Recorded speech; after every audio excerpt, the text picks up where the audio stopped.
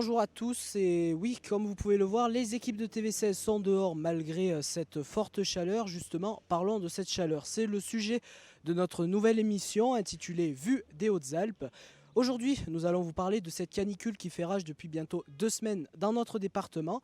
Pour cela, nous sommes partis à la rencontre de commerçants, de passants et d'ouvriers pour avoir leur ressenti sur cette canicule.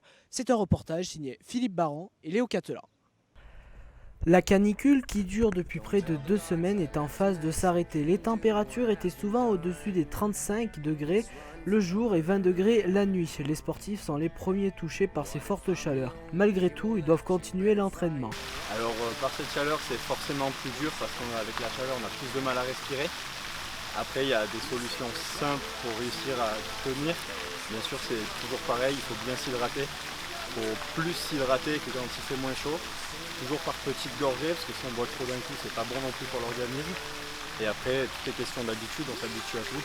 Disons que nous, on fait exprès de s'entraîner à 2 heures quand il fait très chaud, pour que justement, si un jour on a un événement sportif et qu'il fait chaud, qu'on ne soit pas surpris et qu'on soit habitué.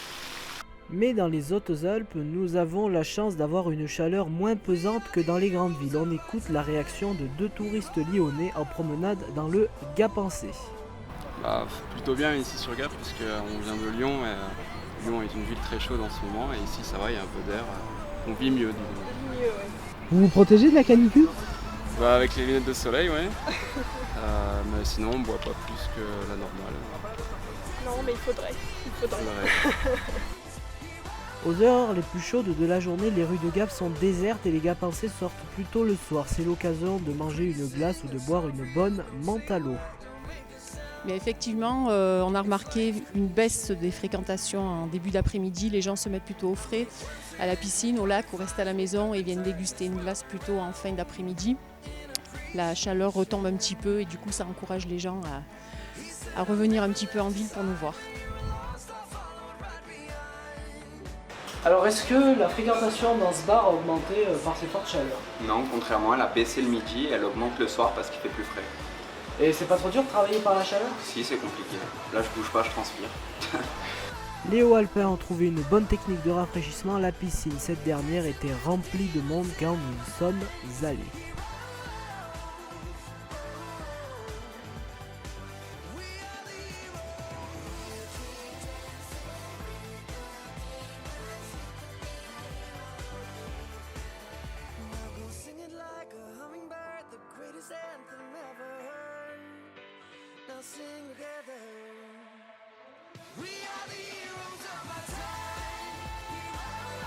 Cette nouvelle édition du Vue des Hautes-Alpes est maintenant terminée. N'oubliez pas que pendant ces fortes chaleurs, vous devez bien vous hydrater, manger en conséquence et rester dans des endroits frais toute la journée. C'est un reportage à retrouver en intégralité sur le www.tv16.fr.